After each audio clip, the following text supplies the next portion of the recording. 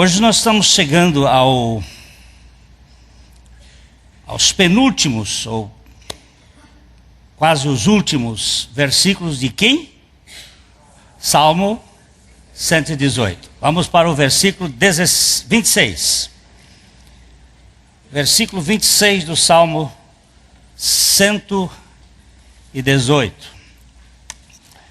Este salmo nós temos andado aqui nas reuniões vespertinas, na busca do conhecimento da pessoa e da obra de nosso Senhor Jesus Cristo. Ele é um salmo messiânico. Provavelmente, já demos isto aqui em outros, tenha sido escrito por Moisés. É um salmo escrito depois da saída do povo de Israel do Egito. Existem outros que pensam diferente disto. Outros que pensam que foi escrito por Davi. Há outros que pensam que foi escrito por até por Esdras, pós-babilônico. Minha preferência pessoal, e eu digo isto baseado em vários pontos que nós estudamos, mas minha preferência pessoal é que tenha sido Moisés mesmo. É um salmo profético, é um salmo que fala sobre excelência da pessoa de Cristo. Visto pelo binóculo do tempo, ele, com um telescópio profético, ele enxergava lá adiante. E aqui nós temos nesse versículo 26, uma expressão muito bonita. Bendito. Bendito. Sabe o que significa bendito? Bendito. Está dizendo. Bendito. O que é bendito? Bem falado. Fale bem. Diga bem. Bendito o que vem. Bendito aquele que vem. Em nome de Javé. Lembre-se que na Bíblia atualizada, usada por nós, normalmente nas versões aqui, todas as vezes que a palavra Senhor estiver escrita com todas as letras maiúsculas, é uma tradução da palavra Yehé, Yahvé, Jeová. Ninguém sabe como é a pronúncia dessa palavra. Porque eles não pronunciavam. Eles só escreviam. Eles escreviam com 4 letras que são chamadas de tetragrama sagrado. Pronto. Escrevia, não é, professor? Ó.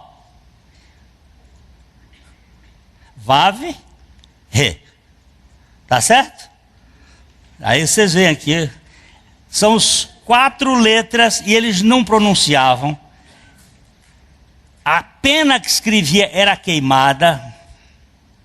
Tamanha a sacralidade que eles davam a esse nome. Na Bíblia judaica completa, que alguns têm lido, vão ver a palavra Adonai, substituindo a palavra Yahvé ou Jeová, porque o judeu não pronuncia esta palavra. Algumas Bíblias que têm esta formação, eles põem D apóstrofo S, Deus, para não pronunciar o nome Deus. Hoje há uma vulgarização, há uma banalização do nome de Deus. Mas é bendito o que vem em nome do Senhor. A vós, outros da casa do Senhor, nós vos abençoamos. Peço, Pai, que o Senhor abra os nossos olhos, que nós possamos enxergar o Teu Filho Jesus. Esse é um texto absolutamente messiânico. Ele está falando do ungido, do Meshiach, do Messias, daquele que havia de vir, como o Cordeiro de Deus. É um texto que está apontando para uma realidade que ia acontecer 450, mais 450, mais 4, mais ou menos 1.200 anos depois.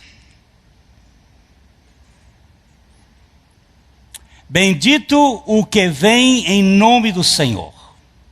Bendito o que vem. Por que ele não diz o que há de vir? Porque dentro do contexto da revelação de Deus, há um presente histórico contínuo, porque para Deus não existe passado nem futuro. Deus vive na eternidade e o tempo está inserido na eternidade. Usa-se a expressão eternidade pretérita para se falar de tudo o que aconteceu antes da criação. Lógico que nós somos tridimensionais e pensamos tridimensionalmente. Mas Deus não tem dimensões que o consigam limitá-lo. Ele está além da quarta, da quinta, da sexta, da sétima. Ele preenche os céus e a terra. Para dizer a expressão de Santo Agostinho, Deus é um círculo cujo centro está em todo lugar e cuja circunferência não está em lugar algum. Quando eu falo lugar, eu falo de espaço, eu falo de matéria, eu falo do universo, que não é infinito, ainda que seja muito grande. Eles agora estão chegando à conclusão que o universo tem um limite. Ele não é absoluto. Absoluto é Deus. Quando Paulo foi até o terceiro céu, ele saiu do céu das nuvens, que é esse que a gente tem aqui, com um cinturão fechando e impedindo que os meteoritos possam explodir a terra a cada instante. Depois ele passou pelo céu das estrelas e então ele chegou no céu de Deus. Lá ele ouviu coisas inefáveis e ele foi em átomos de segundos. Evidentemente que Paulo, para ter feito isto, ele disse: se no corpo, não sei, se fora do corpo, não sei, Deus o sabe, eu tenho que chegar a uma conclusão muito simples, que tem que ter sido fora do corpo, porque ele não ia suportar, no corpo limitado, esta viagem, em pouco tempo, numa velocidade de milhões e milhões de quilômetros por átomos de segundo. Foi no dia que apedrejaram Paulo, porque ele fez uma bobagem na pregação, mas isso não é dia de hoje. Nós estamos aqui vendo o Cordeiro que desceu, que veio ficar perto, que veio em busca daquele que detesta o Senhor, porque quer ser Deus. Aqui nós temos uma referência profética à sua entrada triunfal na cidade de Jerusalém. E esta profecia aponta para um momento ímpar na vida do Cordeiro de Deus. Bendito o que vem em nome do Senhor. Esse texto, ele vai ser sublinhado dentro da revelação de Deus em Mateus 21, 9 a 11. Mateus 21, 9 a 11. Onde vamos ver que ele estava entrando na cidade de Jerusalém. Vamos pedir que o nosso leitor, irmão Manuel, faça a leitura e nós vamos ver aqui. E as multidões, tanto as que o precediam, como as que o seguiam, clamavam: Hosana ao filho de Davi, bendito o que vem em nome do Senhor, Hosana nas maiores alturas. E entrando ele em Jerusalém, toda a cidade se alvoroçou e perguntavam: quem é este? E as multidões clamavam: este é o profeta Jesus, de Nazaré da Galileia. Você presta atenção ao verso 9, outra vez, vamos voltar lá, que ele está dizendo, e as multidões, tanto as que precediam, como as que seguiam. Ele estava no meio de uma multidão, que ia na frente e atrás. E ele montado no seu jegue, no seu jumentinho. Um jumento que nunca tinha sido montado por ninguém. O Criador do universo se submete à humilhação, não de entrar montado num corcel árabe, num cavalo de honra, mas num jumento, num jegue. E um jegue chucro, que nunca tinha sido amansado. Mas aqui estava o poder da mansidão encarnado em cima de um jumento que não deu um pulo sequer, que não ficou bravo e que seguiu o comando do seu Criador. Entrou na cidade e o povo clamava: Hosanas ao filho de Davi. Louvado seja o filho de Davi. Bendito o que vem em nome do Senhor. Ou o que desceu, que veio, que se tornou compatível com o ser humano para poder salvar o homem daquilo que há de mais arrogante no ser humano. Este dia em que Jesus entrou é o quarto dia, ou 4 dias antes da Páscoa. Foi o dia 10 de Nisan, do ano 32. Este dia é um dia profético. Tinha sido profetizado pelo profeta Daniel. E era um dia que tipologicamente representava o cordeiro preso para ser imolado. Vamos primeiro ver Êxodo, capítulo 12. Êxodo, capítulo 12.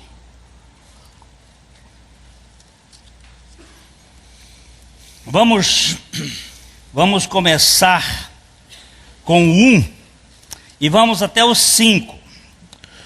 Disse o Senhor a Moisés e a Arão na terra do Egito: este mês vos será o principal dos meses, será o primeiro mês do ano. O mês é o mês de Nisan ou o mês de Abib. Eles são iguais na compreensão.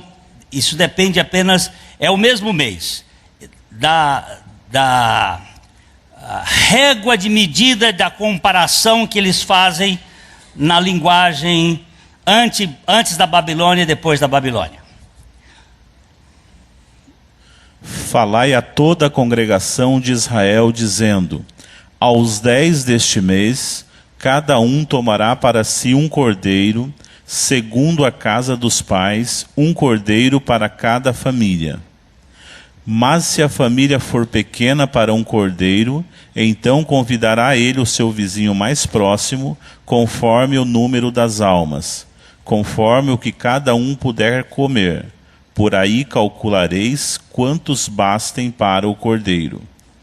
O cordeiro será sem defeito, macho de 1 ano, podereis tomar um cordeiro ou um cabrito. Aqui nós temos a ordem para a Páscoa. Ele tinha que ser preso no dia 10, mas ser comido no dia 14. 4 dias depois. Vamos agora para Daniel.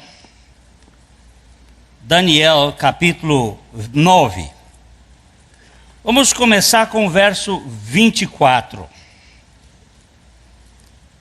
E vamos até o verso 27.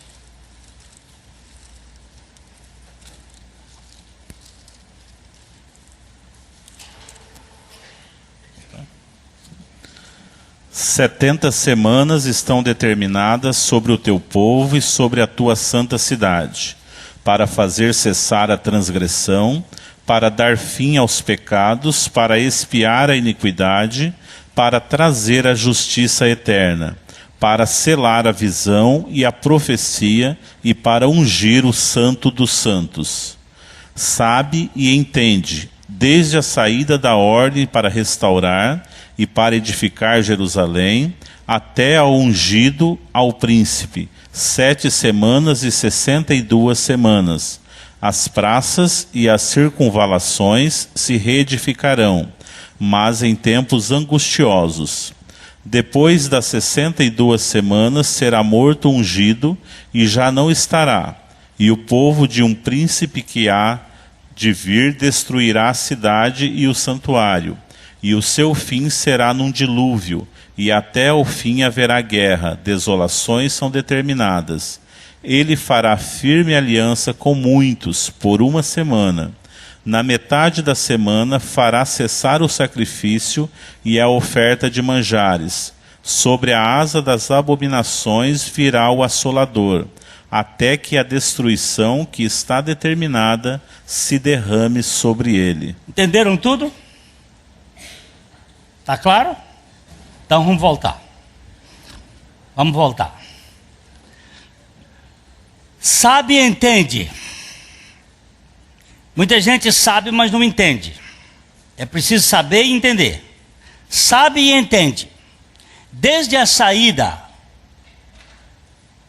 Vamos voltar para o 24, não é? Antes de saber e entender, vamos voltar para o 24. 70 semanas estão determinadas sobre o teu povo. Qual é este povo aqui? Não é? Qual é esse povo aqui? Povo judeu. Essas semanas não são determinadas sobre a igreja, sobre o povo judeu. Teu povo. E sobre a tua santa cidade. Qual é a santa cidade? Jerusalém. Para fazer cessar o quê? Primeiro, são 6 coisas. Primeiro, a transgressão. Cessar a transgressão? É. Para dar fim aos pecados. Para expiar a iniquidade. Para trazer a justiça eterna. Para selar a visão e a profecia. E para ungir o Santo dos Santos. Quem é que podia fazer isso? Só o Cordeiro de Deus, que tira o pecado do mundo. Bendito o que vem em nome do Senhor. Quem é que vai fazer isso? Fazer o quê? Fazer cessar a transgressão. Já nenhuma condenação há para os que estão em Cristo Jesus. Volta lá, meu amor, amor da minha vida. Para cessar a transgressão. Para dar fim ao quê? Quem é que pode dar fim a pecado? Cordeiro. Para expiar a iniquidade. Quem pode pagar o preço e tirar o ranço da iniquidade? Só o Cordeiro de Deus. Para trazer a justiça eterna, não justiça retributiva, não a justiça da lei, mas a justiça eterna. Para selar a visão e a profecia, esta visão e a profecia também tinham um selo. O selo está no Cordeiro de Deus. E para ungir o Santo dos Santos. Ungir o Santo dos Santos. O que é o Santo dos Santos? O que é o Santo dos Santos? Para o povo de Israel, o Santo dos Santos era um local. O templo era dividido em 3 partes. Quais eram as 3 partes? Deixa eu ver se vocês se lembram. O átrio, o santo e o Santo dos Santos. O que devia estar no Santo dos Santos? A arca do Senhor. Onde estava a arca do Senhor? Onde estava a arca do Senhor, povo de Deus? Sumiu. A arca do Senhor tinha sumido. Sumiu para onde? No ano 621, na festa de Josias, se vê a arca pela última vez. 621 a.C. No ano 586 a.C., Jerusalém é tomada por Nabucodonosor. Entre 621 e 586, a arca escafedeu-se. A arca sumiu, desapareceu. De lá para cá, até Indiana Jones tem procurado esta arca. A gente atrás dessa arca, a arca perdida, a arca perdida. Mas ela não foi perdida. Houve um projeto de Deus para que a arca fosse mantida no seu devido lugar. Aonde ela tinha que estar? No Monte Moriá. Onde era o Monte Moriá? O lugar onde estava o templo. Mas o Monte Moriá foi cortado no tempo de Salomão para tirar as pedras para construir o templo. Pedras de 7.000 quilos, 7 toneladas. Essas pedras foram cortadas lá na rocha e retiradas e levadas para cima e formados túneis no meio da pedra. E aí um pedaço daquela rocha que foi cortada foi chamada posteriormente de Calvário. Ou Gólgota. Vocês já ouviram falar esse nome?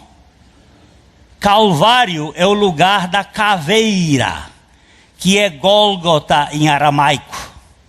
Ali estava uma caverna chamada Caverna de Jeremias, o único profeta da Bíblia que fala da arca.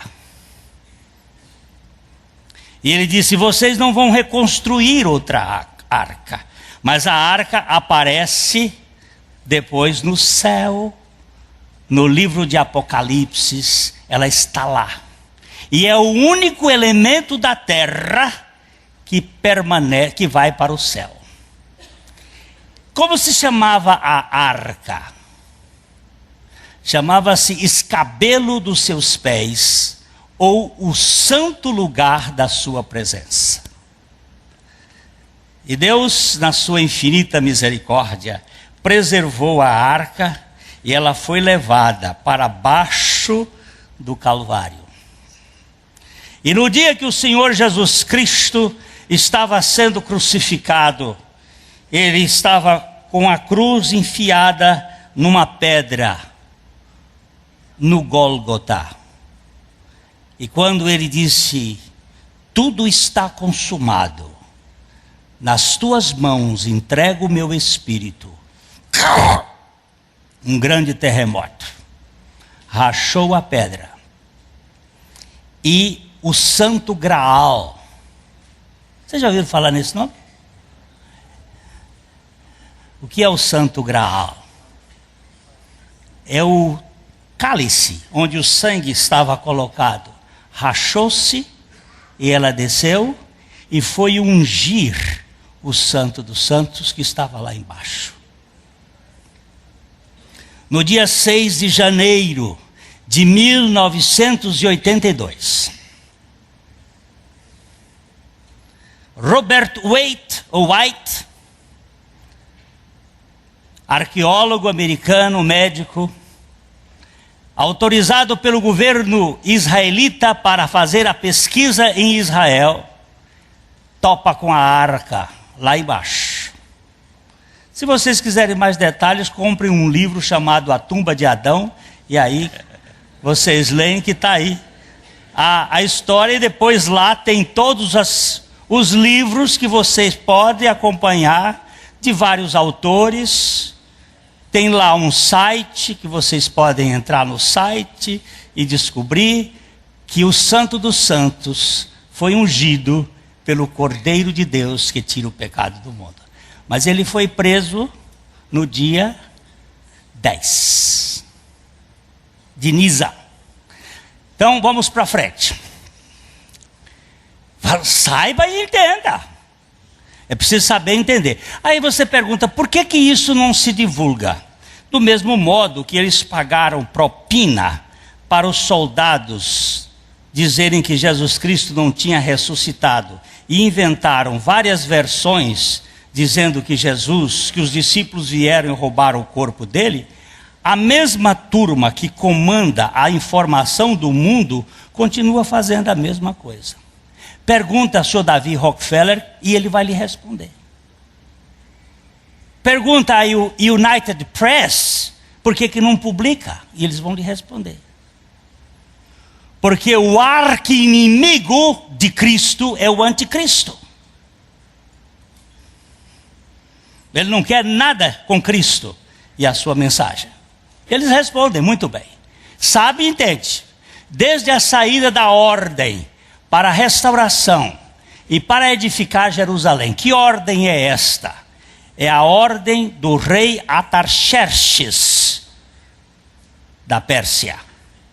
Ele deu uma ordem. Eu não vou entrar nos cálculos matemáticos e contando os dias. Quem quiser ver isto, leia o livro de Isaac Newton. Quem é Isaac Newton? Vocês conhecem Isaac Newton? Já ouviram falar nesse cara? Alguém aqui já estudou matemática? Já? Já estudou os binômios de Isaac Newton? As leis da física de Isaac Newton? Já leram? Já leram o livro de Daniel de Isaac Newton? Eu não sei nem que existe. E ninguém sabe, muito pouca gente sabe. Pois na internet você acha, pode baixar. Você quer mais alguns cálculos? Vai procurar Blaise Pascal. Vocês já ouviram falar em Blaise Pascal? Já ouviram falar? Vocês já estudaram matemática? Vocês não sabem que é o binômio de Blaise Pascal que deu origem ao computador? Vai procurar em Blaise Pascal. Mas eu não sabia que esse povo estudava também Bíblia. Vocês querem saber mais uma coisa sobre o assunto? Vamos estudar Max Planck. Quem é Max Planck? O pai da física quântica. Eu estou falando isso mais por causa dos meus alunos de universidade que estão aqui e que estão comendo gato por lebre.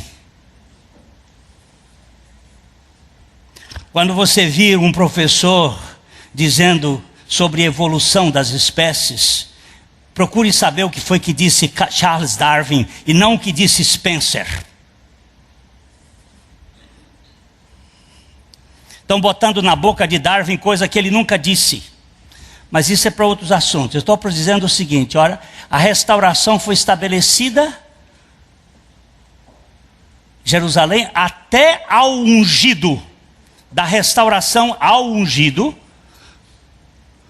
são 62 semanas. Ou seja, 62 vezes 7. Quanto é que dá?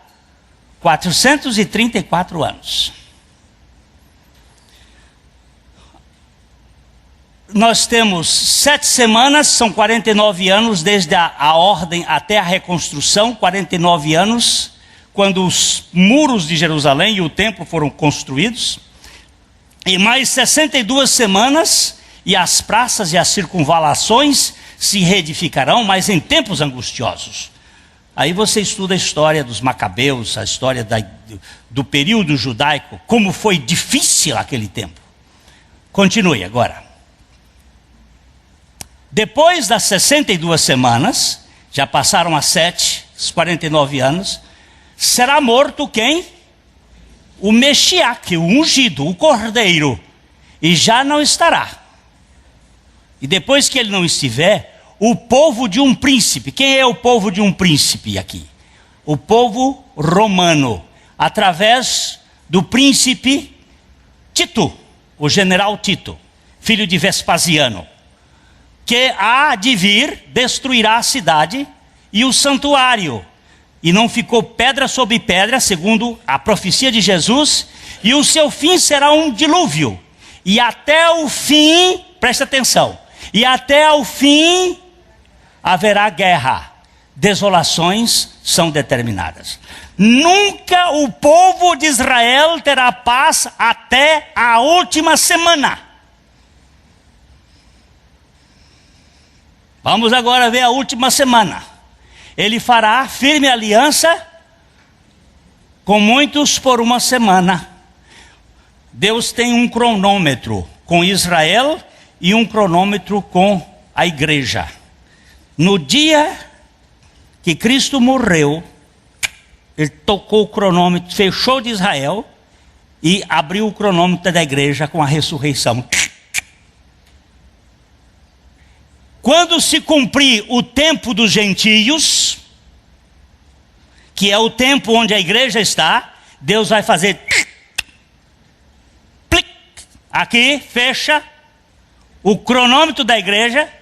O povo de Deus, alcançado por Jesus Cristo, zup, sobe, e Deus vai tratar com Israel na última semana, porque Israel é a menina dos olhos de Deus. E ele vai levar a salvação daquele povo. 1/3 será salvo. E aí vem o cacete, no meio da semana, olha lá. E na metade da semana, a semana tem 7 dias, a semana profética são 7 anos. No meio da semana, fará cessar o sacrifício, porque o templo vai ser reconstruído, e a oferta de manjares, e sobre a asa da abominação virá o assolador, até que a destruição que está determinada se derrame sobre ele, sobre o assolador. Este texto bendito que vem em nome do Senhor, está falando da vinda de Jesus Cristo como Cordeiro de Deus, que tira o pecado do mundo. Jesus entrou como Cordeiro de Deus bendito, que vem em nome de Javé, na cidade de Jerusalém. Ou seja, Jesus era o Cristo único que poderia satisfazer as exigências da lei, incluindo a justiça e a misericórdia no mesmo pacote. Ele podia juntar duas coisas irreconciliáveis, ser justo e misericordioso. Como é que você pode ser justo com o pecador e misericordioso com ele, ao mesmo tempo? Então ele fez a obra que tinha que ser feita. Para ser justo, ele tinha que morrer e levar o pecador a morrer com ele. Você e eu é que somos pecadores. Nós é que precisamos morrer. E ele Para ele fazer justiça, tinha que matar o pecador. Mas para ser misericordioso, ele tinha que assumir o pecador junto com ele.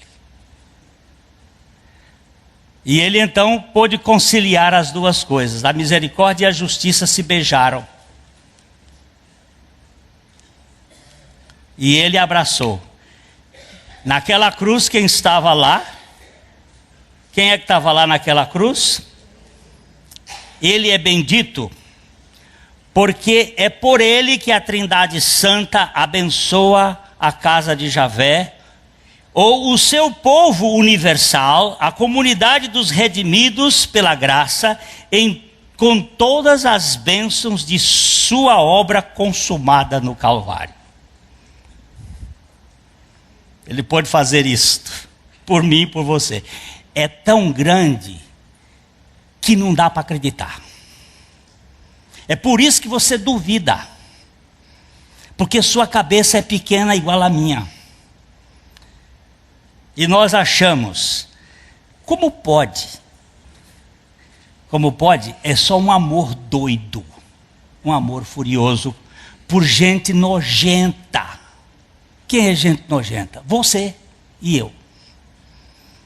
Gente soberba, arrogante, presunçosa, que pensa que pode alguma coisa. Ele ama loucamente.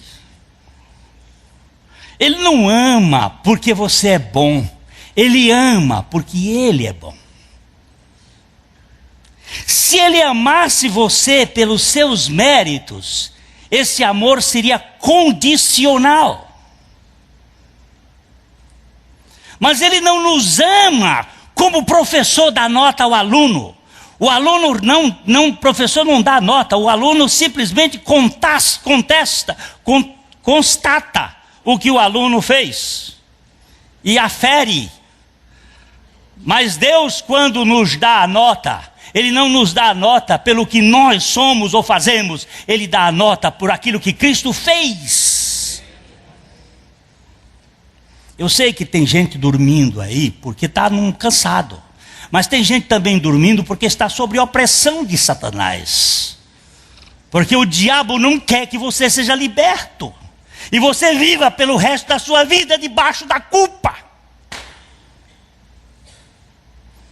Se eu pudesse rachar a sua cabeça e a minha, e colocar isso em pacote, seria fácil. Mas isso só o Espírito Santo sabe fazer. Mas agora você acordou. Tinha uns 3 dormindo aí, eu ia botar coisa na cara deles para acordar, mas assim acorda.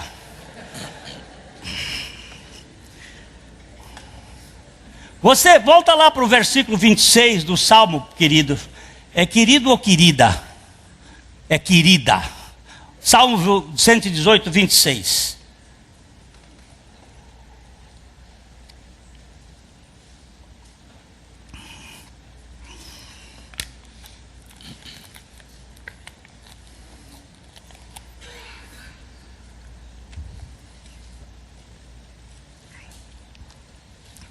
Bendito que vem em nome do Senhor, a vós outros da casa do Senhor, nós vos abençoamos. Quem será esse nós? Quem é que abençoa por meio daquele que vem em nome do Senhor? Quem é que nos abençoa? Quem é que nos traz essa bênção? A vós outros da casa de Javé, da casa do Senhor, nós vos abençoamos. Quem é esse nós? O profeta e a turma deles? Mas que bênção eles têm para nós? Será Elohim? Quem é Elohim? Elohim é o plural da divindade, ou seja, a Trindade. Será que é Ele que nos abençoa? Será que é por isso que Paulo disse, bendito o Deus e Pai de nosso Senhor Jesus Cristo, Efésios 1, 3, vamos lá? Efésios 1, 3. Quem é essa coletividade abençoadora, que tem mais prazer em abençoar do que em amaldiçoar? Que não tem prazer na morte do ímpio, que quer ver o ímpio sendo salvo? Quem será essa comunidade salvadora e abençoadora? Será a Igreja Batista? Serão as igrejas cristãs do Brasil? Quem será essa comunidade? Nós vos abençoamos. E que bênção é esta? Vamos lá, Efésios. Bendito o Deus e Pai de nosso Senhor Jesus Cristo, que nos tem abençoado com toda sorte de bênção espiritual nas regiões celestiais em Cristo. Eu não gosto de fazer essa coisa de dizer amém, irmãos, que isso aí é uma forma de excitar o amém. Mas diante de uma palavra de Deus, de uma profecia de Deus, diante de uma promessa de Deus, você que tem discernimento deve enganchar um amém aí acima. Amém. Viu? Eu não gosto de fazer essa propaganda. Às vezes eu vejo assim na frente, a gente fica assim, amém, irmãos? Fica chamando amém. Uma coisa assim, quem chama amém é aqui, ó. Bendito o Deus e Pai de nosso Senhor Jesus Cristo, que nos tem abençoado com toda sorte de bênção espiritual nas regiões celestiais em Cristo. Amém. Ô irmão, aí o amém agarra. Amém. Porque você está dizendo, é isto mesmo, Senhor, é a tua palavra. Eu me agarro a isto. Irmãos queridos, este texto de Efésios é um só parágrafo até o versículo 14. Nós não vamos ler todo ele, não. Que nos tem abençoado com toda sorte. Vamos ler só o 2 ao 3. É um versículo, não tem nem ponto nem vírgula no hebraico, no grego. É uma cantiga de grilo. Você sabe o que é cantiga de grilo? É uma cantiga em tiriça. Você sabe o que é em tiriça? É aquilo que não tem pausa. Eu tenho uma cunhada que ela não dorme enquanto o grilo está cantando dentro do quarto, lá na fazenda. Porque o grilo faz o tempo todo uma só música. E como o grilo não respira, ele não faz pausa. É cri, cri, cri, cri, cri, cri, cri, cri, cri, cri a noite toda. Aí ela tem que levantar com aquele negócio e fica procurando e pá! Quando mata, dorme. Só que o grilo tem uma palavra que eu queria que os crentes tivessem. Cri, cri, cri, cri, cri, cri, cri, cri, cri, cri, cri, cri, cri.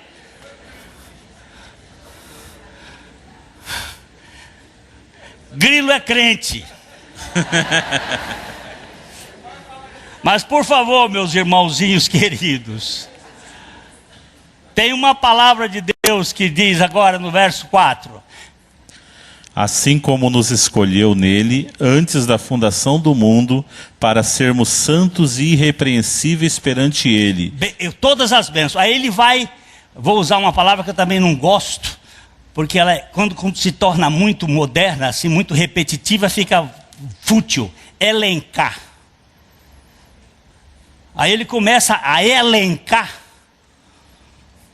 Todo metido a intelectual, quando vai falar, usa umas palavras que estão sendo usadas dentro do contexto de universidade. E essa é uma. Vamos elencar. Assim como nos escolheu, ele começa com a escolha. Ele vai colocar numa lista de bênçãos espirituais que nós temos em Cristo Jesus. Todas as bênçãos. E ele vai começando com a eleição. Antes da fundação do mundo. Mas essa eleição está onde? Em Cristo. Estava lá atrás. Em Cristo. Vamos ver mais um pouquinho o 5. E em amor nos predestinou para ele, para a adoção de filhos, por meio de Jesus Cristo, segundo o beneplácito de sua vontade. Ele falou da eleição, agora ele está falando da predestinação. Predestinou para...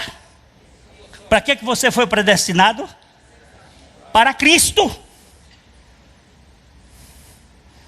Nos elegeu nele, nos predestinou para ele, para a adoção de filhos, por meio de Cristo Jesus, segundo o beneplácito de sua vontade. Tudo o Pai está fazendo por causa dele. Todas as bênçãos. Nós vos abençoamos, ó casa de Javé. Com que bênçãos? Com Cristo, que é a causa da bênção. Eu tenho gente atrás de bênção, bênção, bênção. O pastor Abuchaim costumava chamar de cariolatria, caçadores de bênção. Mas não é a bênção. Querem cura, querem prosperidade, querem solução de probleminha, querem isso. E não querem aquele que é tudo e que vai solucionar tudo e que vai nos manter às vezes debaixo do cacete para a gente aprender a depender dele. Ontem nós estávamos falando com o pessoal do Vides. Uma das bênçãos maravilhosas que Deus deu a Paulo foi um espinho na carne. Um mensageiro de Satanás para esbofeteá-lo, para que ele não se exaltasse. Ele pediu ao Senhor que o afastasse dele, e por 3 vezes rogou ao Senhor. O Senhor disse: não, não, não, não. A minha graça te basta, e o meu poder se aperfeiçoa na fraqueza. Queria ver o amém agora. Amém. Tá bom. Aí sabe por quê? Com isso você vai evitar ficar atrás de curandeiro, atrás de profeta, atrás de pastor, atrás de não sei o quê. Porque quando o pau tiver, você diz assim: pai, que propósito o senhor tem nisso aqui na minha vida? Bendito seja. Cadê os amém? Amém agora não tem nenhum. A gente só, amém só na favorável. No não favorável, a mãe. Nos predestinou. Vamos ver os 6 ainda. Para louvor da glória de sua graça, que ele nos concedeu gratuitamente no amado. Olha, engraçado esse texto aqui. A outra versão que diz assim: que ele nos fez agradáveis a si mesmo no amado. Tudo que Deus tem para você está em Cristo Jesus. Olha só, saímos aí que não damos. Devagarzinho vai. Desprega a língua, criatura. Esta proclamação obsessiva e esta bendição exclusiva de Cristo crucificado, não terminou não. Aí você vai ver, a coisa é muito. Você vai até o verso 14, você vai ver o mundo de coisas que ele vai mostrando, as coisas do Pai, as coisas do Filho e as coisas do Espírito Santo. As bênçãos é da Trindade para nós. Ele nos abençoa. Ele nos abençoou em tudo em Cristo Jesus. O povo mais abençoado é aquele que tem Cristo como a sua suficiência. Então essa proclamação obsessiva e essa bendição exclusiva de Cristo crucificado se deve mesmo à sua exclusividade. Somente Ele cumpriu todos os requisitos para a nossa real libertação da escravatura do pecado. Amém. Oh, está ficando bom, amém? Primeiro, Ele é bendito e eu devo bendizê-lo, porque Ele é o único que vem. Todas as religiões do mundo, os homens servem os seus deuses. Mas o Deus do Evangelho vem servir os homens. O profeta Isaías, olhando para ele, disse assim: nunca se ouviu falar, nem se ouviu dizer, nem se viu um Deus além de ti, que trabalha para aquele que nele espera. Os deuses desse mundo, os homens trabalham para ele. Javé e a sua turma de Elohim, o Deus coletivo, trabalha para aquele que nele espera. É um Deus que cuida do fracassado. Quanto pior você for, mais fácil é a operação da graça, porque ela vai gastar menos tempo com você. O que demora para uma pessoa ser liberta é a justiça própria, a nossa justiça. Aí então Deus tem que financiar o diabo para descer o cacete. Ele chama o diabo e diz: faz favor, meta o cacete nessa criatura aí para quebrá-lo, porque eu amo tremendamente e a minha graça não pode fazer a obra nele, porque ele é justo com a sua própria justiça. Aí você vai ver, ele é o único que vem, ele desce para nos procurar. Isaías disse assim: buscai ao Senhor, porque ele se tornou perto. Aquele enquanto está perto, buscai ao Senhor, pois uma vez que ele se tornou perto, ele veio ficar perto, ele veio procurar, ele é que te procura, criatura. Não és tu que procuras a Deus. Eu estou procurando Deus. Mentira. Foi ele que te procurou e você viu a sombra dele e começou a dizer assim: Senhor, eu te quero. Ele diz: não é porque você me quer, é que eu te quero tanto. Eu gosto muito, eu sempre repito diferente cada vez que eu repito, mas é mais ou menos isso que está naquele livro, A Nuvem do Desconhecido. Senhor, eu não te queria, mas tu me quiseste. Eu não podia te querer, porque eu te detestava, mas tu me quiseste tanto por causa do teu amor, que eu acabei te querendo um pouco. E de tanto tu me quereres, o pouco que eu te quis, foi crescendo até que eu te quisesse um pouco mais, porque tu me querias ainda mais. Foi o teu querer que conquistou o meu querer, a ponto de eu te querer de boa vontade. Isso chama-se o Deus da graça. Mas o bicudo, o religioso, tromba. Vira um botecudo acolá. Não, eu tenho que fazer a minha parte. Faça a sua parte. Sabe o que é a sua parte? Pecar.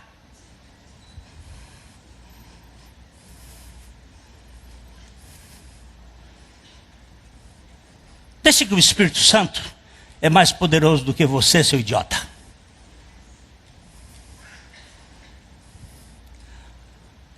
Mas isto aqui pode levar a um cristianismo irresponsável. Eu vou acabar aqui, domingo que vem a gente faz.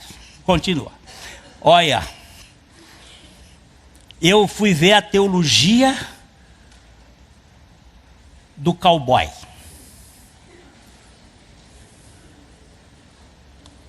Apresentada por um teólogo e descrita por Brennan Manning. A cidade do conquistador e a carroça daquele desbravador. Mas é tão lindo a diferença de um e do outro. Um tem um tribunal de justiça, o outro tem uma casa de acolhimento do bandido. Às vezes eu vejo na igreja gente sentada no tribunal de justiça apontando os defeitos. Você já reparou para você no espelho? Aquele que não tinha nenhum defeito disse aos que tinham cheios de defeito: atire a primeira pedra. Eu vou terminar isso aqui. Ele é bendito e eu devo bendizê-lo, porque ele é o único que tem a autoridade do Senhor para se compadecer. Eu não me compadeço das pessoas, porque eu não conheço a história das pessoas. Eu olho para o Lelê, eu só vejo a blusa dele, a bermuda dele, o tênis, eu acho que é um daqueles caros. É do Arthur? É daqueles do Arthur. Eu vejo aqui, mas eu não sei do que está atrás, do pânico que às vezes ele tem, que às vezes ele entra em pânico. Não entra? Direto. Eu não sei. Eu sei que atrás disso tem uma história, tem um pai, tem uma mãe, tem uma família, tem um outro, tem um outro, tem um... E aí eu não conheço isso, eu não tenho misericórdia com Lelê. Mas papai tem.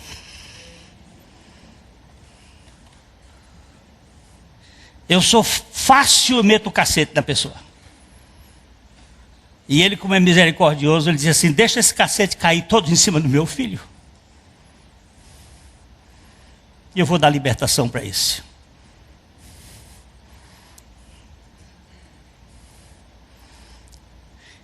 Ele tem que ser bendito. E eu tenho que bendizê-lo. Porque ele é o único que se compadece e abençoa. Não amaldiçoa.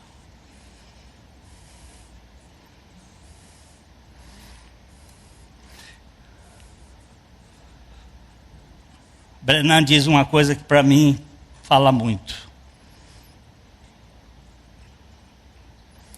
Ele disse: quando você morrer, chegar lá no céu, Deus vai lhe fazer uma pergunta. Você sabe qual é a pergunta que ele vai lhe fazer? Aí ele diz assim, muita gente vai perguntar assim, vai pensar, ele vai perguntar assim: você leu muito a Bíblia? Você fez orações?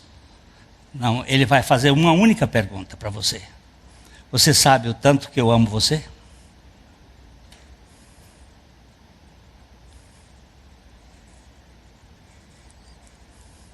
Porque Deus amou o mundo de tal maneira que deu o seu Filho unigênito. Você sabe o tanto que Deus te ama?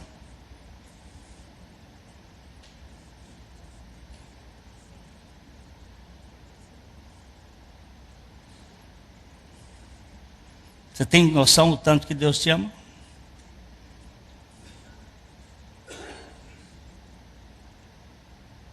Eu tenho visto, eu digo para algumas pessoas assim: você sabe o tanto que Deus te ama? Ela diz assim: ah, eu sei. Eu digo: mentira, mentiroso. Você não tem nem noção. Não, mas Ele ama todo mundo. Eu digo: para a cara com essa história de botar para todo mundo nisso. Eu quero saber você.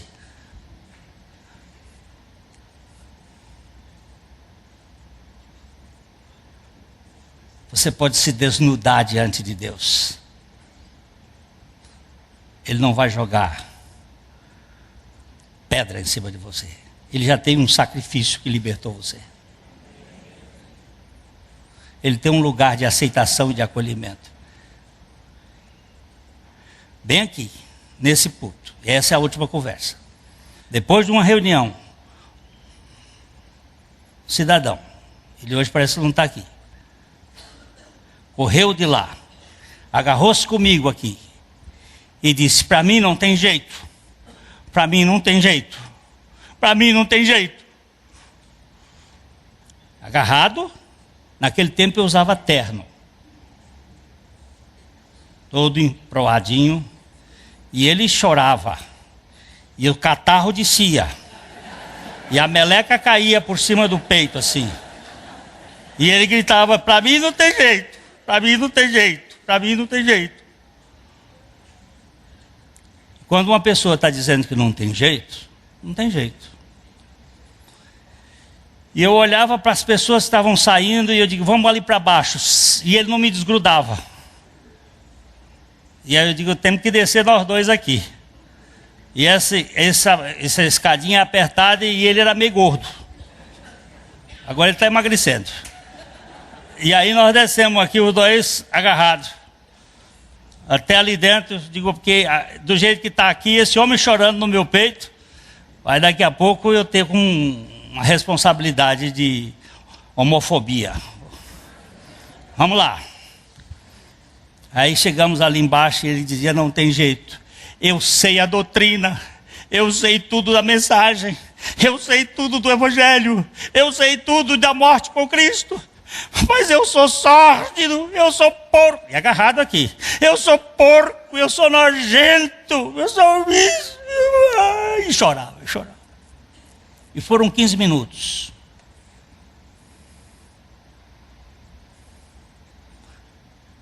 E disse: eu só quero que você se lembre que teu pai ama você do jeito que você é. E hoje, depois que eu li um livro, Deus ama você do jeito que você é, porque nunca você será do jeito que você pensa que pode ser.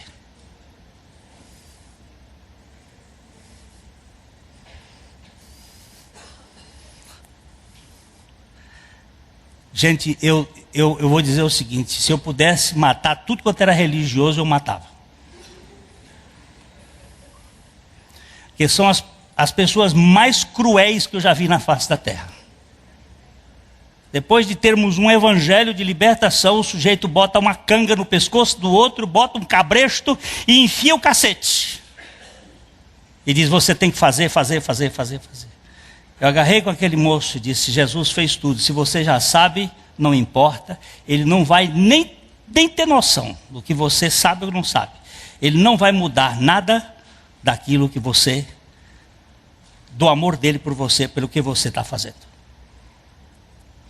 Se desprendeu. No outro dia a Carmida teve que mandar o paletó para a lavanderia porque estava grudado, secou. E lá foi para a lavanderia.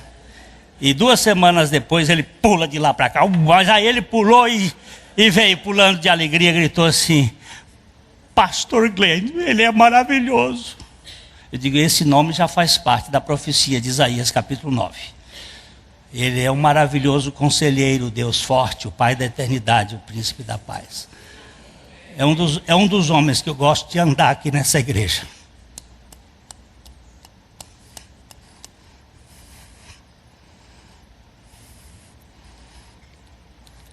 Para mim não tem jeito, não existe para Deus.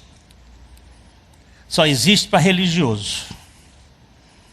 O evangelho é para fracassado. Bendito que vem em nome do Senhor. Que se tornou perto. Que se compadece. E que abençoa. Vamos mais caminhar domingo que vem, que tem ceia agora aí.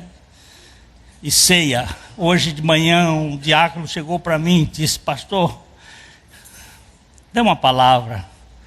Tem muita gente que escora na ceia. Ceia é assunto de fé. Fé é assunto da palavra de Deus e de Jesus Cristo. Existem 4 maneiras de ceia. Existe a ceia ultra restrita, que só podem participar desta ceia os membros da igreja local. Existe a ceia restrita, que só podem participar da ceia os membros da mesma denominação. Existe a ceia livre, que permite com que todos aqueles que foram alcançados pela graça de Jesus Cristo sejam livres para participar da ceia. E existe a ceia ultra livre, que chama qualquer um para tomar a ceia. Quando nós chegamos nessa comunidade em 1974, em 9 de fevereiro de 74, portanto, essa semana faremos 38 anos, essa igreja usava o método restrito. Um dia um pastor presbiteriano veio aqui pregar, e era dia de ceia. E lhe negaram a ceia. E depois ele fez uma oração e disse: Senhor, a pregação que eu fiz nessa igreja não serve, porque eu não posso participar da comunhão com os irmãos. Naquele dia eu disse: Senhor, o que é isso, meu Deus? Até Judas fez parte da tua ceia. Nós levamos alguns irmãos a pensar, e a igreja tomou uma posição de uma ceia livre. Convida a todos aqueles que Jesus convidou, que são aqueles que creem na palavra de Deus. Todo aquele que crê que Jesus Cristo é o Filho de Deus está sendo convidado. Se a sua fé já chegou à maturidade, muito bem. Se você ainda é uma criança, muito bem. Mas todo aquele que crê no Senhor Jesus. nós não cremos na ceia ultra livre, mas não temos o poder de vedar ninguém de participar da ceia. Mas ela é um convite de Jesus para que todo aquele que crê. Aí alguém me disse uma vez assim, mas eu estou em pecado. E eu falei para aquela senhora que não tomou a ceia, a senhora vai despecar primeiro e depois tomar a ceia? Porque quando a Bíblia diz, examine-se, pois, o homem a si mesmo, e assim coma deste pão e beba deste vinho. Quando eu me examino a mim mesmo, eu vejo um Salvador diante de mim. E diante desse Salvador que tomou o meu pecado, eu me prostro entregando o meu pecado a Ele. E nesse instante, eu posso dizer o que a minha Bíblia diz. Se confessarmos os nossos pecados, Ele é fiel e justo para nos perdoar os pecados e nos purificar de toda injustiça. Ele continua sendo o mesmo. Alguém que diz que não peca é mentiroso. E alguém que diz que vive no pecado não confia no Senhor. Porque Ele é o Deus de toda graça, que nos liberta. Então você é convidado não por mim, nem pela igreja. A ceia não é da igreja, é do Senhor. E Ele diz, vocês vão participar disso para anunciar um fato. Vocês vão anunciar a minha morte até que eu volte. E naquela morte você estava incluído. É um pacote coletivo. Ele morreu e levou você naquela morte. Os seus pecados já foram perdoados. Você pode agora pensar, mas eu não tenho fé. Eu digo, eu também não. E como é que faz? Ele diz que Ele é o autor e consumador da fé. E que Ele não faz acepção de pessoas. E que a fé vem pelo ouvir e ouvir da sua palavra. E que Ele nos dá o dom da fé por meio do Espírito Santo, gerando em nós a sua própria palavra regeneradora. A mensagem que você acabou de assistir faz parte do Ministério de Comunicação Palavra da Cruz. Temos um grande acervo de estudos bíblicos em áudio e vídeo. Distribuímos também, gratuitamente, o jornal mensal Palavra da Cruz. Entre em contato conosco pelo fone fax 0 operadora 43 3322 3037 ou pelo e-mail com@palavradacruz.com.br. Visite-nos também pelo site www.palavradacruz.com.br. Graça e paz.